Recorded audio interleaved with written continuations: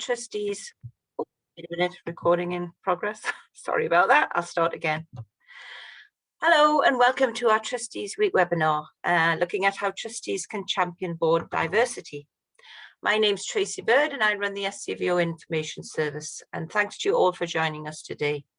Just to note that this webinar is being recorded and will be available later on the SCVO website. So Trustees Week is all about celebrating the work of trustees and the role they play in governing our organisations. With the support of our sponsors, CCLA Investment Management, SCVO is focusing on board diversity and recruitment during this week, because effective boards need trustees with a wide mix of skills, experience and backgrounds. Diversity in all its forms strengthens your decision-making as a board, bringing new perspectives and informed voices. But our boards don't reflect the communities we serve, unfortunately. And only 8% of trustees are non-white, 36% women, and 0.5% aged 18 to 24. So this means our sector is losing out on diverse talent, knowledge, and experience, which could affect decision-making and future sustainability. So that's why I'm delighted that we have with us today Penny Wilson from Getting On Board, Malcolm John from Action for Trustee Racial Diversity, and Manish Joshi, a trustee of SCVO. And they are all going to explore the practical ways trustees can diversify their boards and make change from the inside out. But just before we start, I'd like to get a sense of where you're all at right now on board diversity.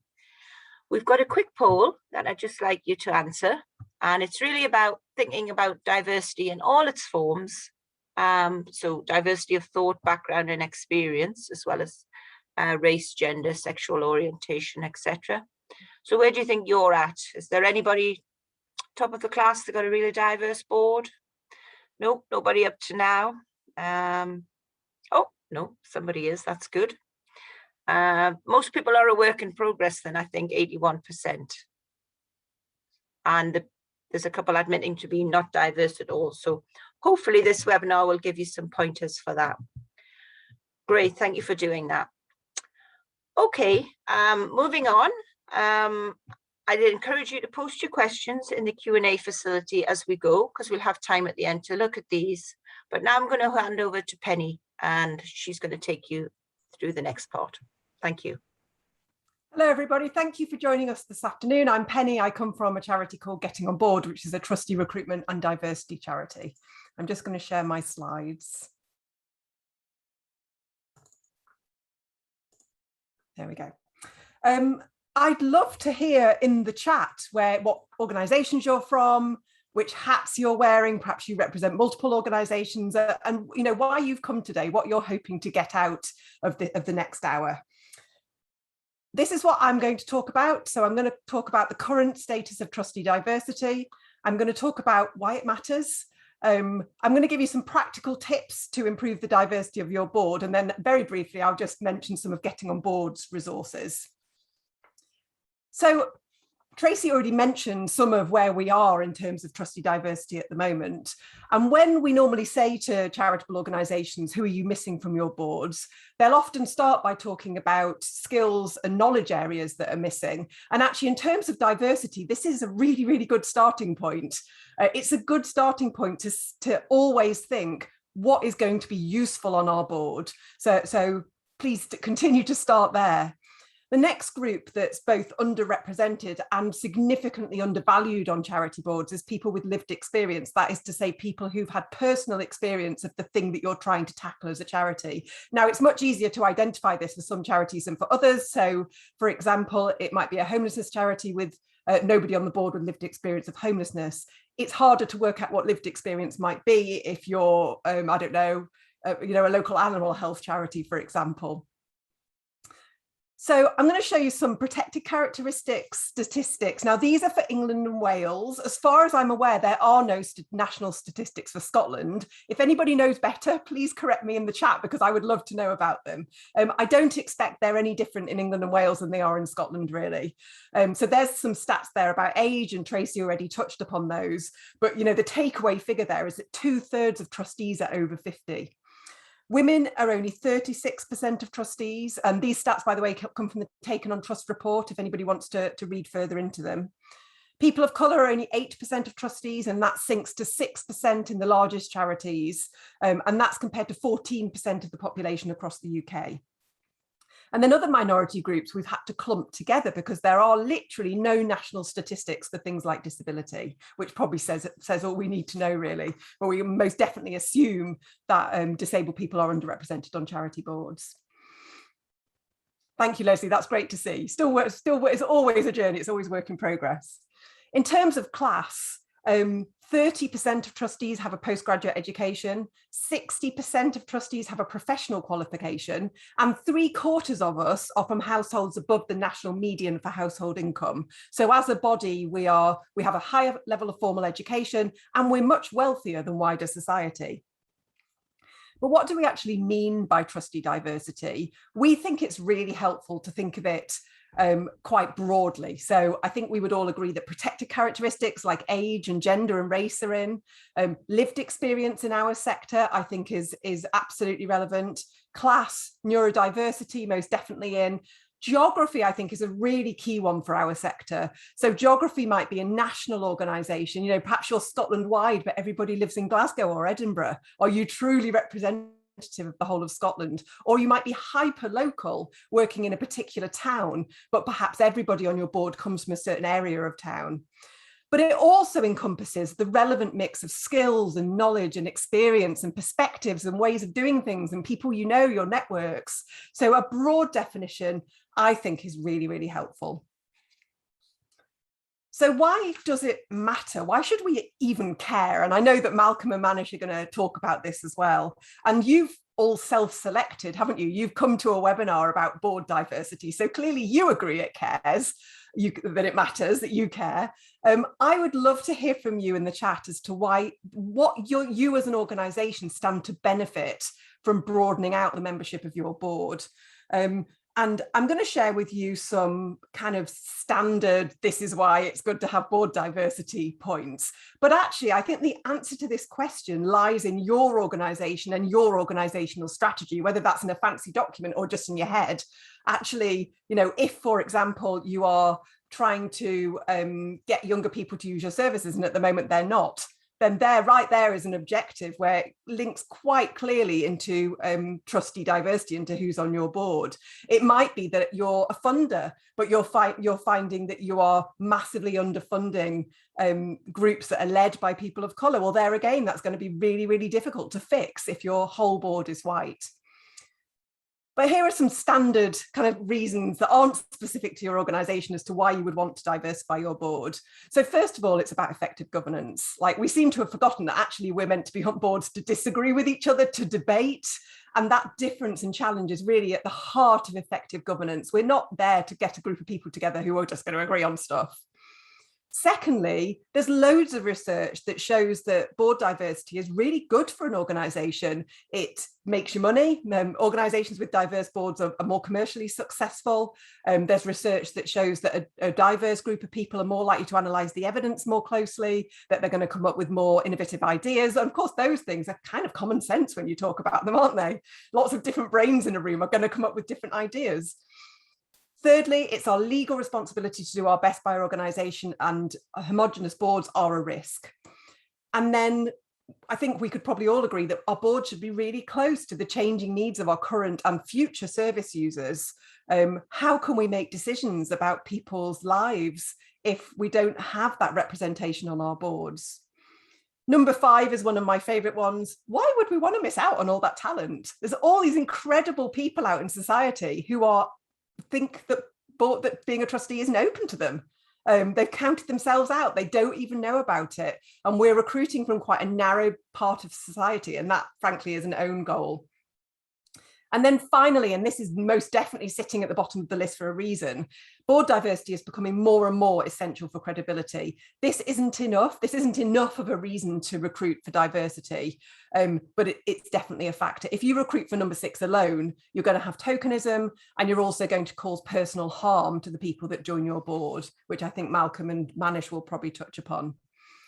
So thank you. We've got a comment here. Diversity, especially age and class, will help us better communicate to those outside the charity. Thank you, Leslie. And I think I'm going to show you a real board. Now, this isn't a board from the UK because we don't believe in pointing the fingers at actual boards. This is a real board in the US.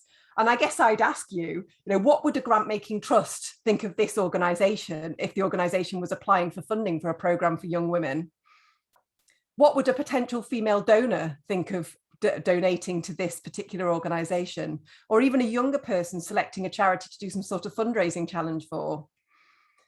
What about somebody simply coming to your charity for help if they look at the website and they come across this picture? Now, of course, it isn't just about how boards look. This group of people might actually be very diverse in many, many other ways, but I hope that I'm kind of making my point at least. I'm going to move now on to practical tips to improve the diversity of your board. And I've got 8 tips. They're all attainable, they're practical, they're simple, they're free, apart from your time. Your time isn't free. And actually, we shouldn't expect, if we're diversifying our boards, that it's going to be dead quick. There's not a quick fix. You're going to need to put some work and some time into this, and that should be your expectation. So the first tip is to run an open trustee recruitment process. So to recruit openly as you would recruit staff. This is the very best thing you can do to diversify your board. There's a direct correlation between running a proper open professional process and finding the best talent. And this isn't how we're recruiting as a sector at the moment. So in our research, we found that 90% of charities told us that they'd recruited most of their current trustees through word of mouth and existing networks. So this is very much not what we're doing as a sector. You might be doing it individually, but just to see where you might be placed within the wider sector. NCVO thinks that only 10% of trustee vacancies are ever advertised. It's probably similar in Scotland, I imagine. And this method of recruitment necessarily restricts our pool, doesn't it? It restricts our pool to people we know. And it's going to enable us to recruit people like us, basically. And this is what a proper trustee recruitment process should look like. This comes from Getting On Board's free guide, which you're welcome to download from Getting On Board website. Now, it's just like recruiting staff. So trustees aren't staff. They shouldn't be treated like staff.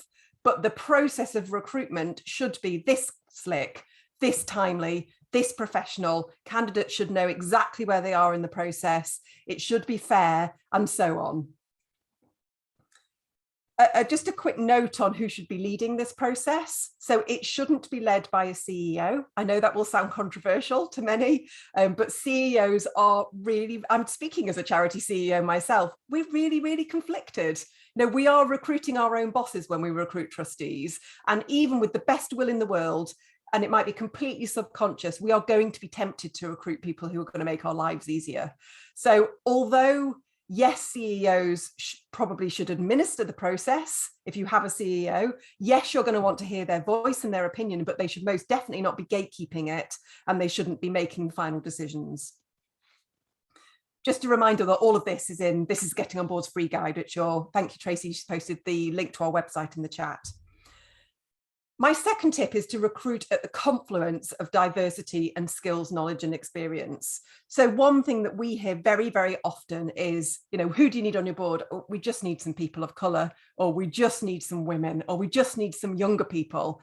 And actually that is wrong because, well, for lots of reasons, not least, you should still be looking for people that are going to be useful to your organisation because of the input they bring. And by the way, that is exactly what every single human, every single potential trustee also wants that thing. So they're going to agree with you on that. So you need to recruit at the sweet spot between diversity and the skills, knowledge, experience that you need. Now, they might be one and the same thing. So something like lived experience, that's a form of expertise. It's just as valuable, if not more valuable than professional input.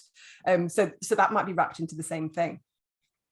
Now, in terms of how you work out what you're actually looking for, you're going to be looking at, what are your challenges and opportunities? What are you trying to achieve? Who have you already got on your board, and also in your staff team, among your volunteers and the friends of the charity, and then what the gap is.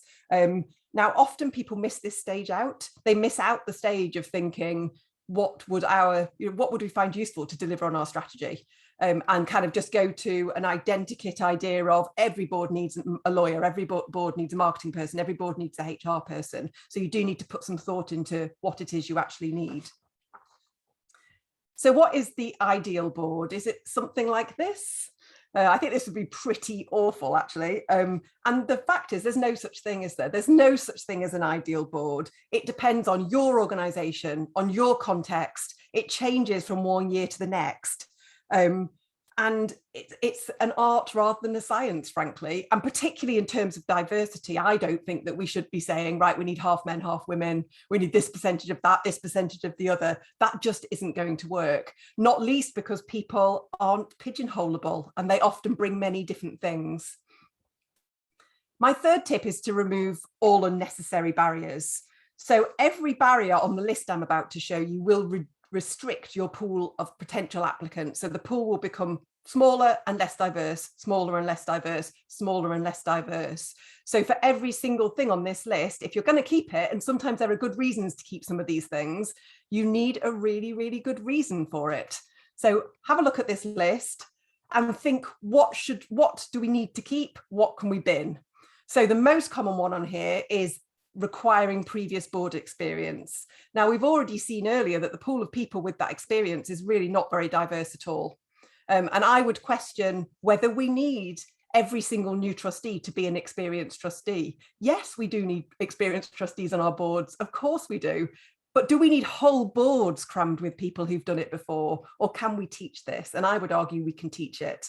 Now, if you don't need somebody to have been a trustee before, you need to say so in your advert. So saying something like you don't need to have been a trustee before and training will be provided is actually a very powerful invitation to people to apply. And I'm not going to go through the rest of the list, but have a look, see what you can get rid of. Now, don't assume that people don't want to be trustees. This is really, really common. It's really common to hear things like, it would be boring for a younger person, or such and such a group of people have too many caring responsibilities, or they don't have the time. But the thing is, we forgot to ask people, didn't we? We forgot to say to people, have you got the time? Would you like to do this thing? We're just making assumptions on other people's behalves. And this slide here is just some research. This came from Getting on Board research in 2020. And it actually tallies with two sets of research done by Ecclesiastical with really quite large sample sizes. And basically the lowest rank barrier in all of this research is that being a trustee sounds boring. So people don't agree with that. Being a trustee is not everybody's cup of tea, but it doesn't run along age, race, gender, and so on lines. It's not less interesting to younger people than older people. Now, they might not know about it, and that's a completely different barrier. So don't assume that your potential trustees know that they want to be a trustee. Don't assume that they know that trusteeship is open to them. Probably the majority of adult society in the UK think that trusteeship isn't open to them. Don't assume that they know what a trustee is. Don't assume they know your organisation. Don't assume that they know how to apply or what a typical trustee recruitment process is. So you're going to need to tell them all this stuff. And don't assume when you get to the induction stage that they know how to behave as an effective trustee. And of course, many other trustees don't know this either. Here are some quotes. Trusteeship is bestowed upon people when they have a lot of influence, power and success. I didn't know you could apply to be a trustee. And another quote, I see it as an older white male scenario. I don't fit into this category. Now, I think we know as trustees, we know as charity staff that this is what people think about trusteeship, but we forget that the relevance of this when we come to try and recruit. So all of these perceptions we need to unpick throughout the recruitment process. So my tip 4 is to get your advert right. So here is a pretty typical excerpt from an advert. I've anonymized it. I haven't done anything else to it. And it's extremely wordy and quite off-putting. So ideally, we're looking for a professional with HR and/or law experience and an interest in mental health. You have a strong track record in strategic and operational financial management and knowledge and experience of current practices relevant to charities. I'm getting out of breath just getting to the end of that sentence. The successful applicant will also have the ability to communicate effectively across all levels of the charity. I mean, does this human being exist on the face of the earth? I would say not. And if you combine adverts like this with the preconceptions that we know exist about trusteeship, there's no way that people are going to apply for something like this unless they are very much like a lot of our existing trustees, who we do need to keep, by the way, but we need to open up to other people as well. Here's another one. So this actually came from an advert. It reads like a role description, but this is actually out of an advert. So the role would support the director in implementing the organizational vision, I can't say it, vision and strategy. I mean, that's interesting, isn't it, in itself, the way round that is. So apparently the trustee is going to support the director and not the other way around. They're going to be a company director, and they're going to fulfill all the statutory requirements of that role and comply with the requirements under the Companies Act. And they're going to actively fulfill the duties of a charity trustee and be familiar with these duties. Now, if you put this in an advert, who's going to apply for a role where this is specified in the advert? Now, we're not saying that people shouldn't understand their responsibilities. Of course they should, but the advert isn't the place to tell them about them. And then one final one. This is an exciting opportunity for three senior professionals to join Charity X as a trustee. In 2020, we are seeking applications to fill 4 vacancies on Charity X's trustee board with a high caliber of people. So there's various things here: high caliber and senior, straight off, professional. Lots to say about this one, and do tell me if you've got any thoughts in the chat as to who this might or might not appeal to. And also, I'm sure the observant among you will see that there's 3 professionals filling 4 roles. But anyway, that's by the by. And then an example I really like, and this is possibly a bit too small for you to read, but you can download it from the Getting On Board website. So I love this. I mean, the start of this is empower people with us. How different to kicking off with a bulleted list of your legal responsibilities. It says what the charity does. It's bright, it's snappy. It says what they're looking for. It says what you're going to get back. And it's really, really clear about how to apply and when to apply. So this is, I think, a really fantastic example of how to do it well. Tip 5 is to do the legwork to advertise where your potential trustees will see it. So it's really common for us to do a bit of trustee advertising, then be surprised that we don't get very diverse applicants. But let's remember that most applicants don't know about trusteeship and haven't thought about being a trustee and don't think it's open to them. So we need to get our advert. We've got to do the outreach. We've got to do the legwork. We've got to get the advert right in front of them. And this is what it might look like in practice. So here's a worked through example. You'll do some general advertising, so through Good Moves and your own platform and so on. Then you'll think about each particular area of skills or expertise or knowledge or lived experience that you're looking for. And you'll think about, where are the people that I want to reach? Where do they work? What are they reading? What networks do they belong to? How am I going to get into their inbox? And who's going to help me get there? And actually, I'm sure Malcolm will mention the database that he's got, that might support you to recruit Black and Asian trustees. Now, a lot of these places here, they don't regularly hold trustee adverts, with the exceptions of some under the general list. So, for example, let me pick one at random. We were looking for, this charity was looking for corporate social responsibility experience, and Corporate Citizenship is an agency that works on CSR. They're not regularly carrying trustee adverts. We're just asking them to do us a favour by sending our advert out. So tip 6 is to shortlist and interview fairly and objectively. And let's just remind ourselves what boards should and shouldn't feel like. This cartoon was commissioned by Diana Garnham. She's got a whole range of these cartoons actually in this paper that I've referenced there. And I think the point is, effective boards shouldn't necessarily feel cosy. Challenge and difference are at the heart of good governance. And if we're recruiting for diversity, we're recruiting proactively and intentionally for different perspectives. So we can really get unstuck at this shortlisting and interviewing stage, where we start to say things like, oh, we'd get on well with them. Oh, they got it, didn't they? Oh, yeah, I found them a really nice person. Now that is recruiting for fit, not for ad. So in terms of some practical tips around shortlisting, you need to do all of this in advance of ever seeing an application. So decide who's going to shortlist, more than one person. You could anonymize applications. The criteria need not to shift at this stage. So the criteria that you decided right at the beginning need to run through the advert, the advertising, the shortlisting, the interviewing, with no shifting along the way. And ensure that your criteria don't disadvantage the very groups you think you're trying to attract. That's really common. So make sure that you're not creeping in by, oh, look, they've been a trustee before, for example. And then some tips around interviewing. So tell the candidates the process in advance, stick to it as much as you can. So the purpose of interviewing isn't to trip people up, it's to help them be their best so that you can have an open conversation about whether they can really help you, and they can have an open conversation with you about whether they can help you. Think about accessibility, think about panel diversity. So if you're, for example, looking to recruit younger people and your current board is all ancient, no offense, then actually that's going to be very intimidating for any interview candidate. So think about, bringing some friends of the charity onto your panel, whether they're people who use your services, whether they're perhaps other volunteers, staff members. They won't have a vote, but putting them on the panel can really, really help. Use set questions for all candidates. You can delve deeper if you need to, and don't assume or test things that can be learned. So don't say, what do you think a trustee is? Don't say, what do you think our charity's challenges might be? So don't try and kind of test them in that way. And it needs to be a two-way interview. So they need to have a chance to ask lots of questions.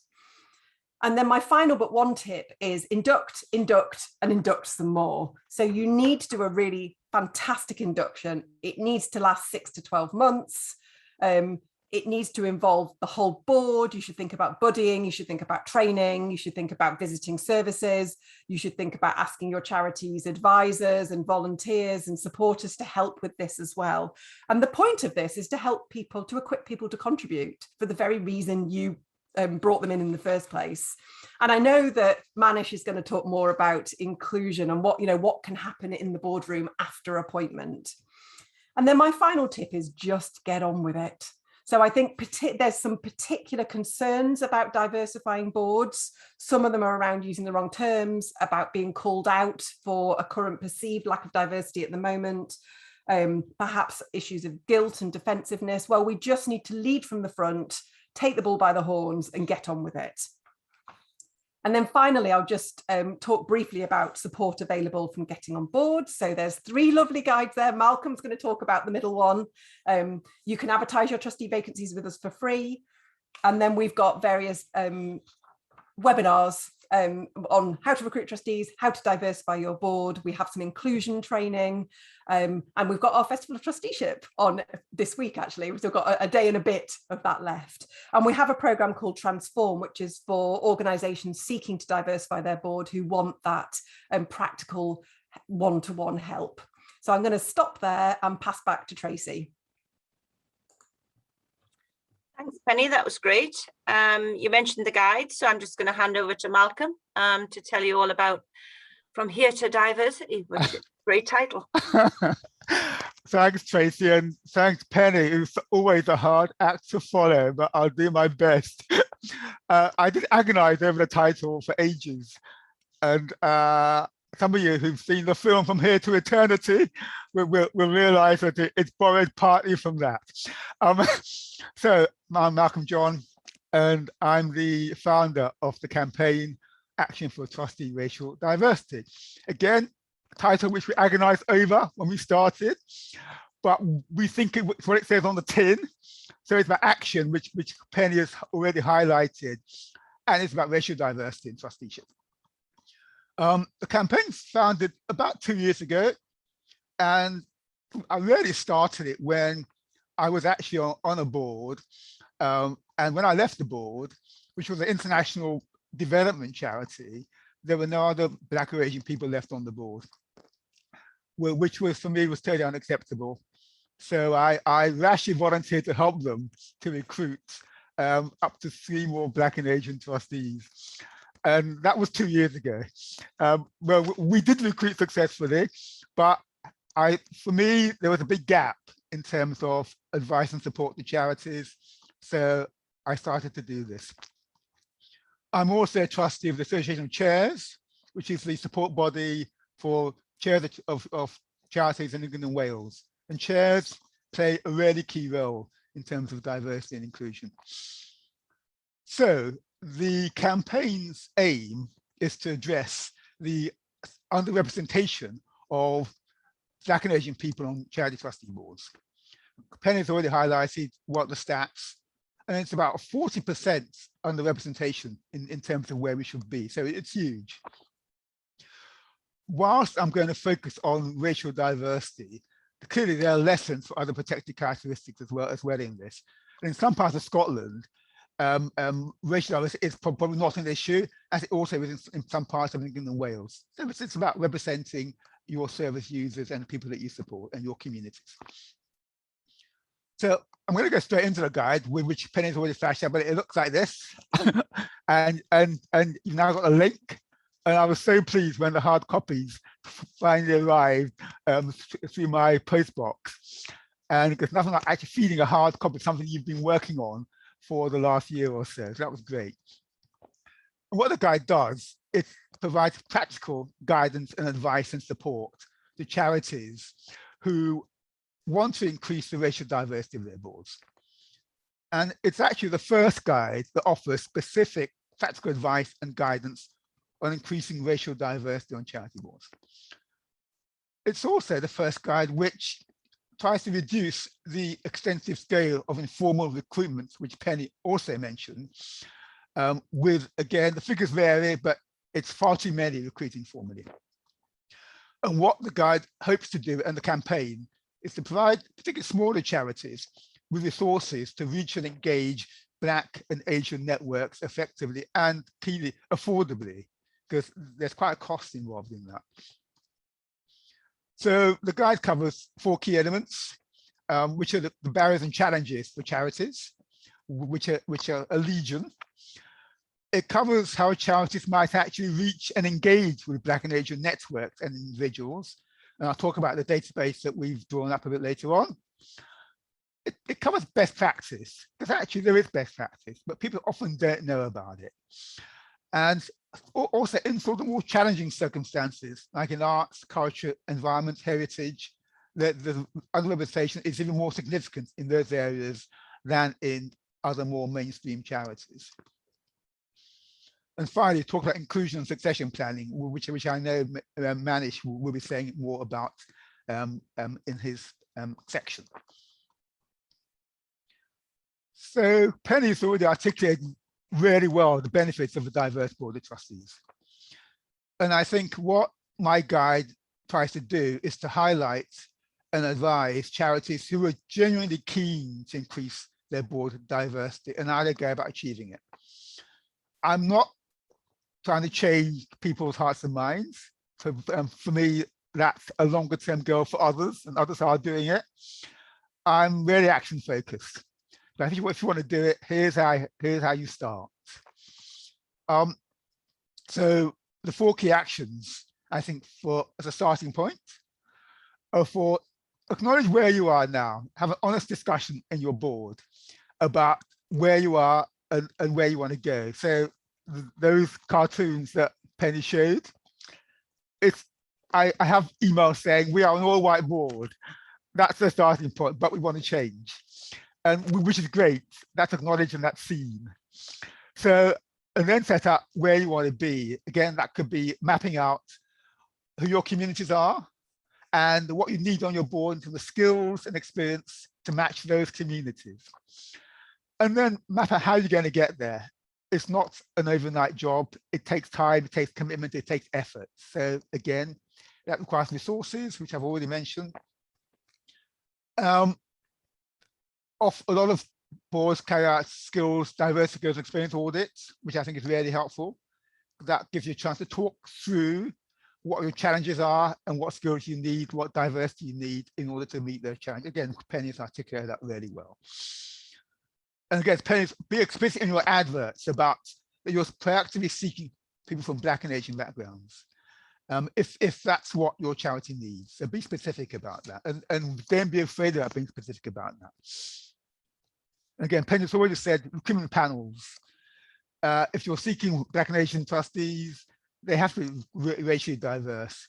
If you haven't got any racially diverse people on your panels, on your trustee boards already, again, Penny said, there are a lot of independent people who you can bring in. And in fact, I've actually been asked already to sit on a panel in January where they haven't got anybody from Black or Asian backgrounds, and they're keen to have that independence. I'm going to talk now a bit more about reaching and engaging more diverse networks. I think any charity that's looking to increase its racial diversity must look beyond its usual networks and informal contacts.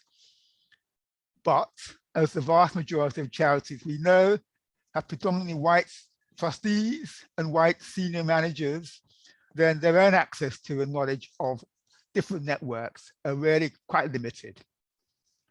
So I think that's why the guide highlights the work we've done in developing and maintaining a unique database of Black and Asian network organizations.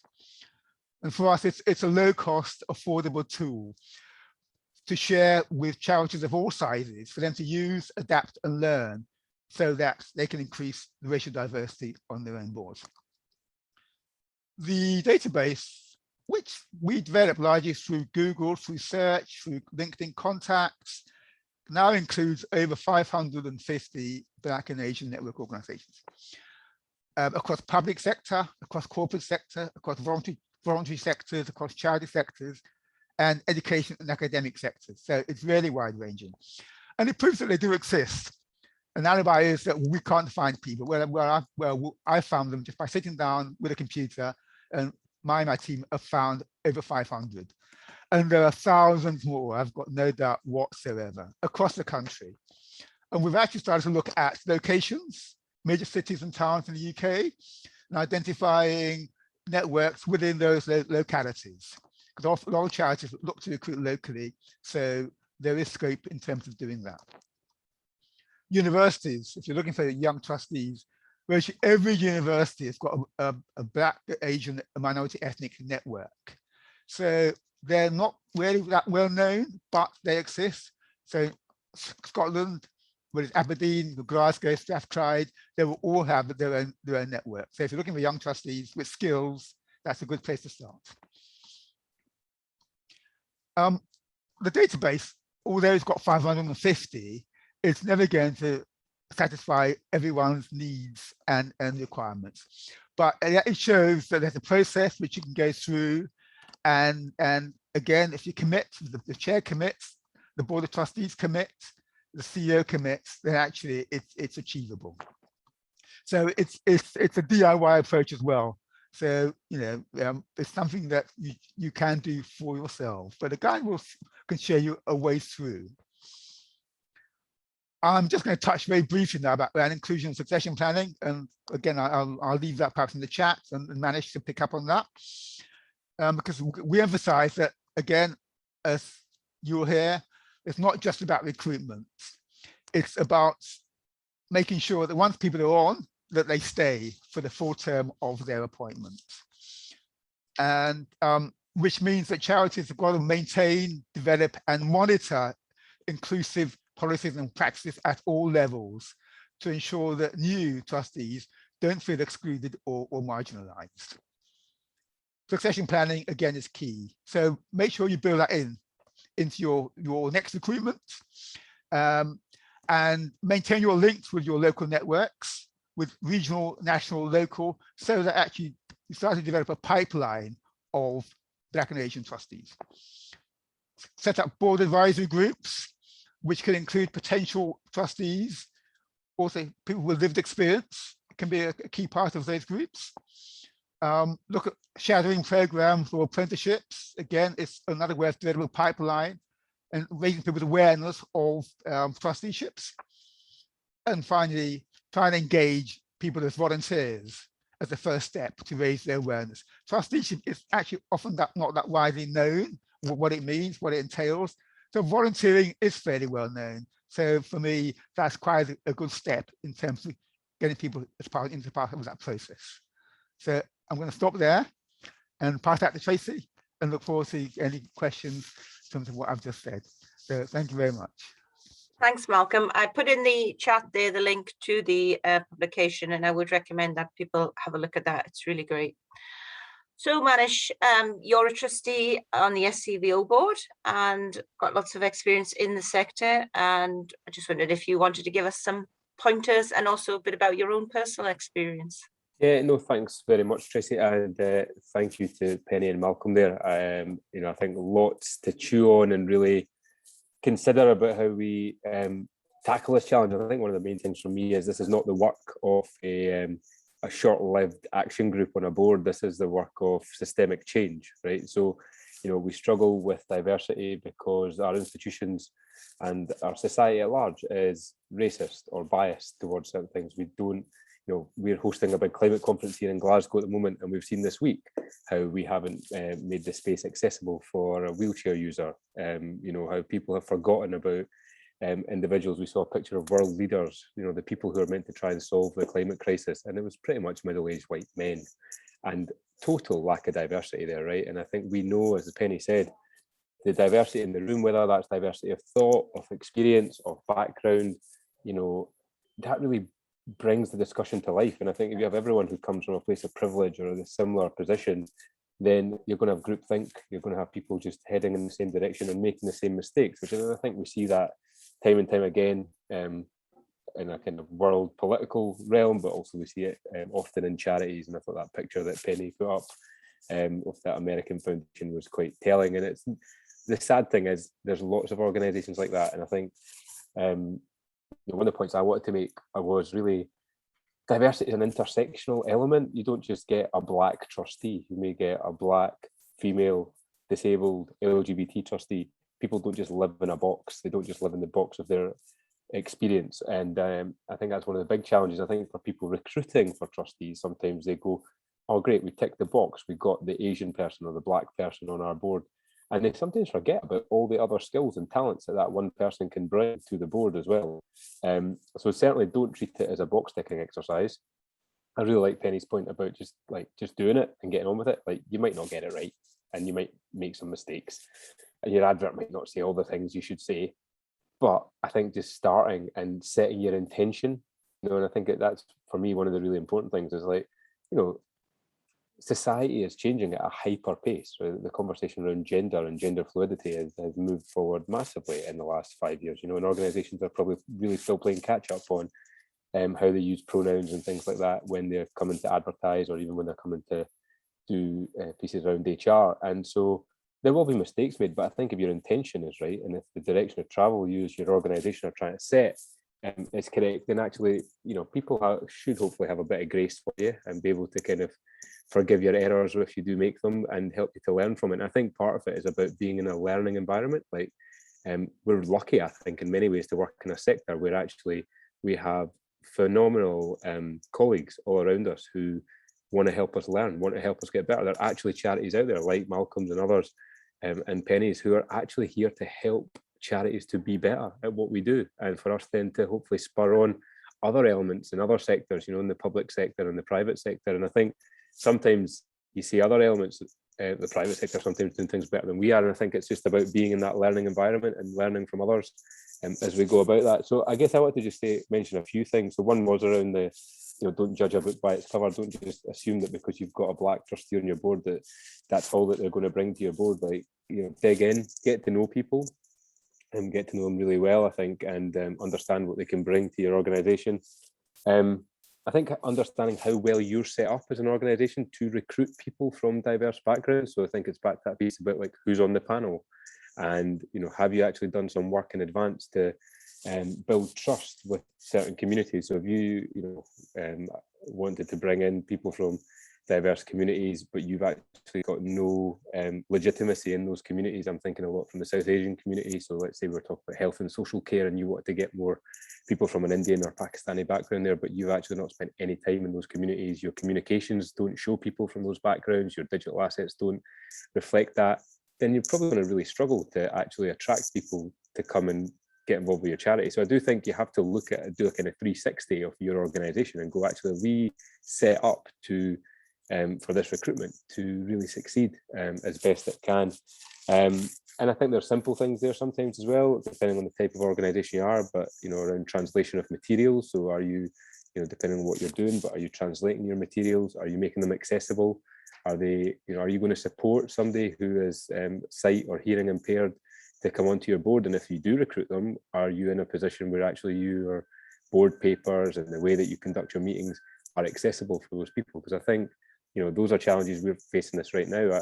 My day job is in the student union and at Strathclyde University, and we've got a student who wants to stand for an elected position right now and comes with a sight impairment, and we weren't set up to support them. And yet we talk about inclusion, diversity, accessibility all the time, but we hadn't actually done it ourselves. And so, you know, I think sometimes you come across situations which help you to take time to take stock and reflect on your own practice. And again, I think there's some great organizations out there that can really help you with some of this stuff.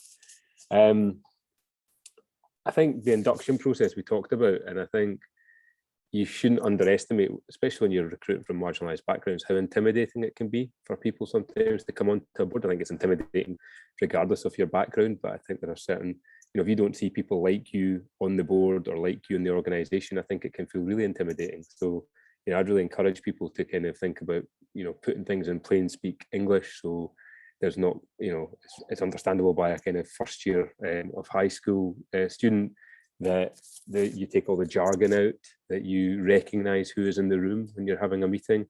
You know, especially if you've got new trustees on your board, then they don't have the same level of institutional knowledge that other people would have. So just recognize who's in the room, and that you might need to put in some extra time and effort outside of a meeting to help get them prepared for the meeting so that they can contribute as fully as possible.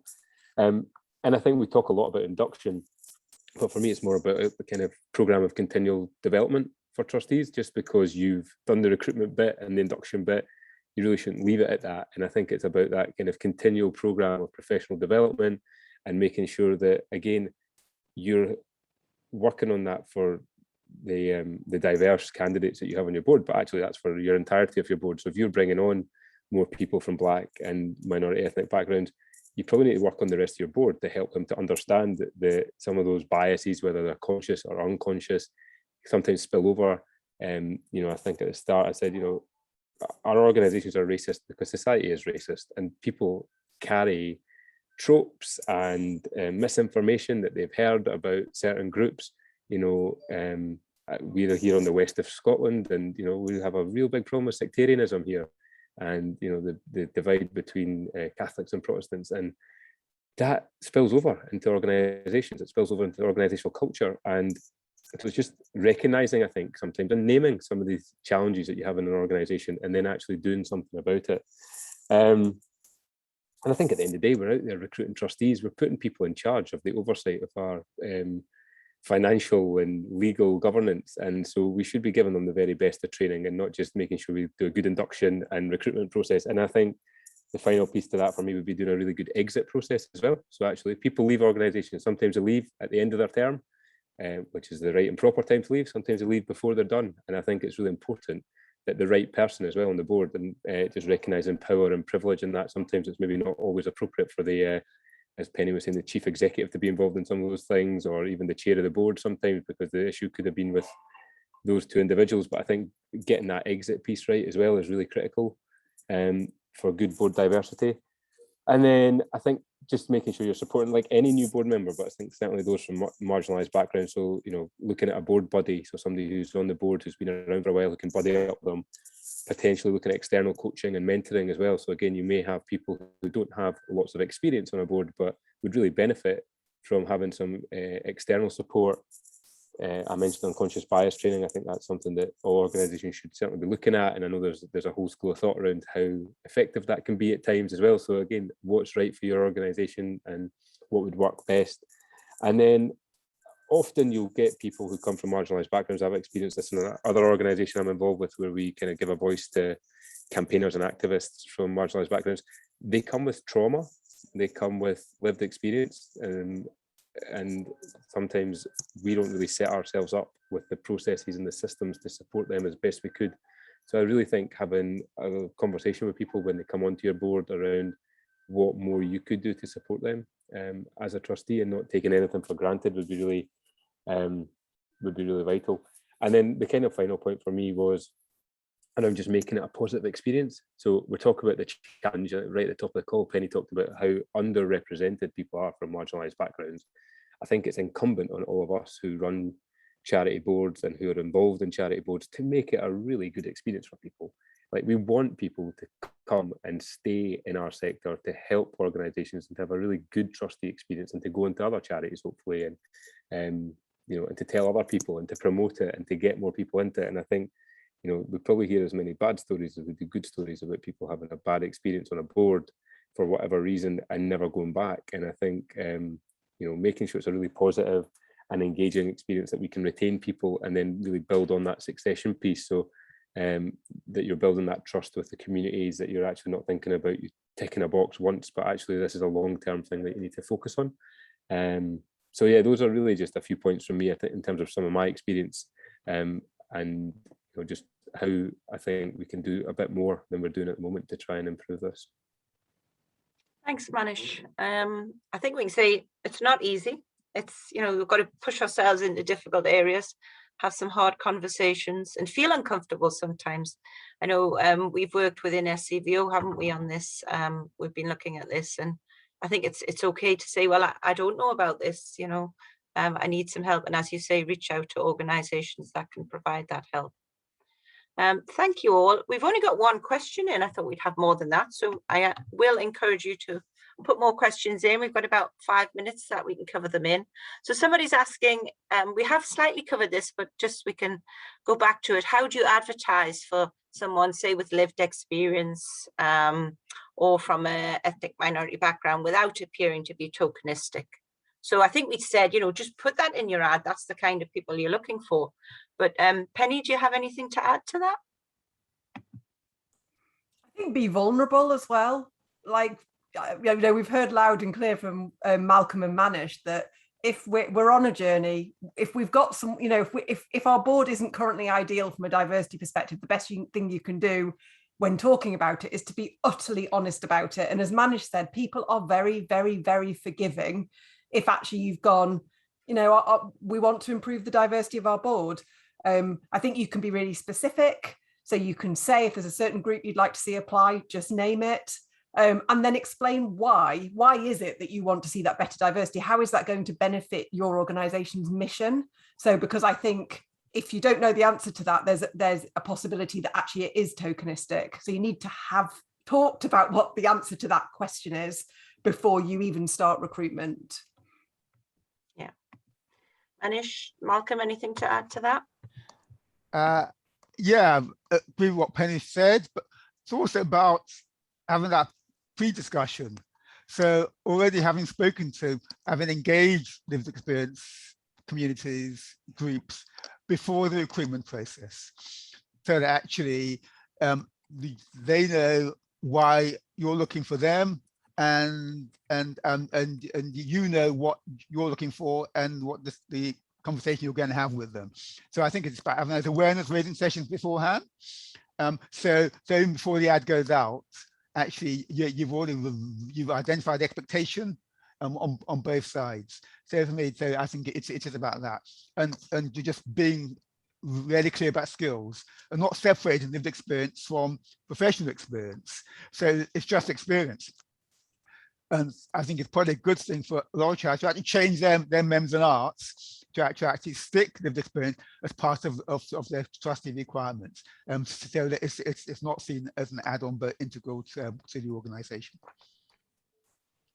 Yeah, and if I could just add to that, I think one of the big challenges we have in Scotland around this, I think, is the geographic element. And actually, depending on where your charity is based, it can be really, really challenging to recruit from a diverse pool of people as well. But I certainly think you should keep doing it. I think you should be explicit in the fact that you're actually looking for people from these communities. I think work with trusted people in those communities if you can, because I do think often in many of those communities, they're not always online. So again, if I'm thinking about in Glasgow here, we have a large Roma community. They're not going to be trawling through Good Moves to check out what trustee opportunities are. But I know people who work with that community, it's very much a relational community, and so they'll find people for their trustee boards through that. So it might also be about looking at different ways of recruiting people, depending on the type of charity and type of organisation you are. But I think sometimes geography can have a big impact as well. And I think one of the things from the pandemic that has shown us is that, well, if depending on the type of charity you are, you could have trustees in other parts of the country as well. So it might widen the net sometimes for some of us to actually bring people in, because perhaps in-person meetings are maybe not going to be as frequent anymore, and you might be able to attract different types of talent, because I think that sometimes is a challenge. Certainly from my experience in Scotland, we're often talking to the same people, and I think we really need to work on how we can broaden that and get different people in the mix. Yeah, thanks. There's another question come in. Basically, a lot of charities have made public commitments to being actively anti-racist, particularly in the last year or two. So as well as having a diverse board in terms of people, to what extent should it be part of each individual trustee's role to challenge inequality, would you say? Anyone want to take that one? That's a difficult one. Yeah, I'm happy to start quickly, briefly. Yes, it's a short answer. Every trustee has the role. It's not just the chair, it's not the vice chair, it's not the treasurer. Everybody on the board has responsibility to support diversity, support inclusion, and to support that culture throughout the organization. So stand up and be counted.